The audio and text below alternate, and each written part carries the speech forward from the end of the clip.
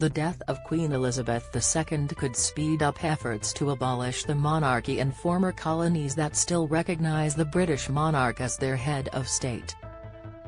Many former British colonies remain bound together as part of the Commonwealth, a voluntary association of 56 states. But 14 remain constitutional monarchies, with King Charles III now their head of state after the death of Elizabeth at the age of 96 on Thursday. Those are Antigua and Barbuda, Australia, the Bahamas, Belize, Canada, Grenada, Jamaica, New Zealand, Papua New Guinea, St. Kitts and Nevis, St. Lucia, St. Vincent and the Grenadines, the Solomon Islands and Tuvalu.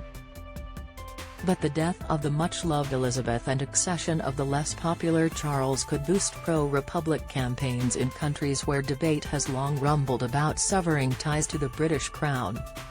King Charles III and Princess Anne walk along the Royal Mile as they accompany Queen Elizabeth II's coffin to St Giles Cathedral for a service of thanksgiving in Edinburgh, Scotland on September 12, 2022.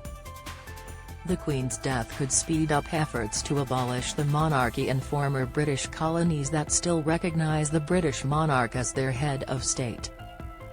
Maxmumby/Indigo/Getty Images. The reason why so many countries have remained within the group is that they didn't want to offend her, Elizabeth Braw, a senior fellow at the American Enterprise Institute, recently told Politico. Countries have remained with the status of having her as head of state much longer than they would have because they felt so much loyalty to her personally. Over the weekend, Antigua and Barbuda's Prime Minister Gaston Brown said that the country will hold a referendum on whether to become a republic within 3 years. It does not represent any form of disrespect to the monarch. This is not an act of hostility, or any difference between Antigua and Barbuda and the monarchy, Brown told ITV News. It is a final step to complete the circle of independence to become a truly sovereign nation. Read more. King Charles III facing Commonwealth crisis as Caribbean islands plan vote. New Caribbean tour sparks calls for royals to pay slavery reparations. William and Kate's tour crisis raises stakes for new Royal Caribbean visit. How the Queen's modern Commonwealth compared to the former British Empire, but some countries have indicated they were ready to become republics even before the Queen's death. In November 2021, Barbados became the first country to drop the Queen as its head of state since Mauritius in 1992. In March, Jamaican Prime Minister Andrew Holness told the Duke and Duchess of Cambridge that his country wants to be independent during their official visit to the Caribbean nation, part of a tour of the region. In June, Jamaica's Minister for Legal and Constitutional Affairs Marlene Malahoo Forte said the process for transitioning to a republic had formally commenced.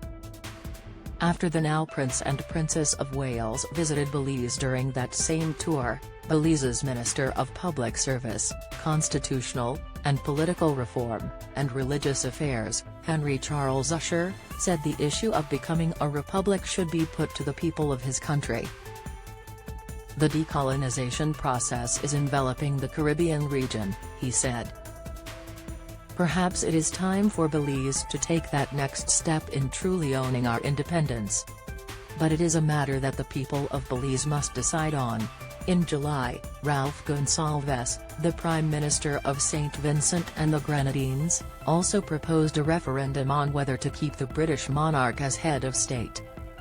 According to Foreign Policy, the Bahamas, Grenada, and St. Kitts and Nevis have also signaled their interest in removing the monarch as their head of state. In Australia, the debate has rumbled on for decades.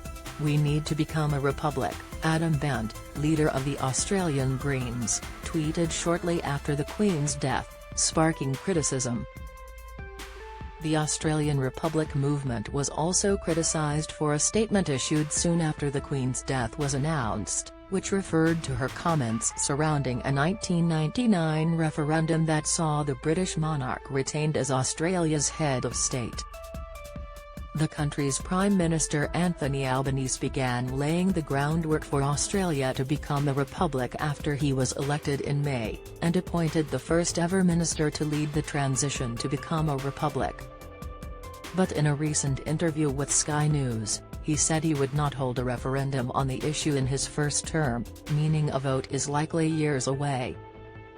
"This period is a time to pay tribute, not to pursue questions about our constitution," he said.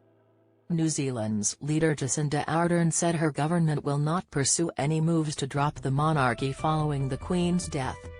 However, talking about the possibility of her country becoming a republic in the future, she said, "I do believe that is where New Zealand will head, in time.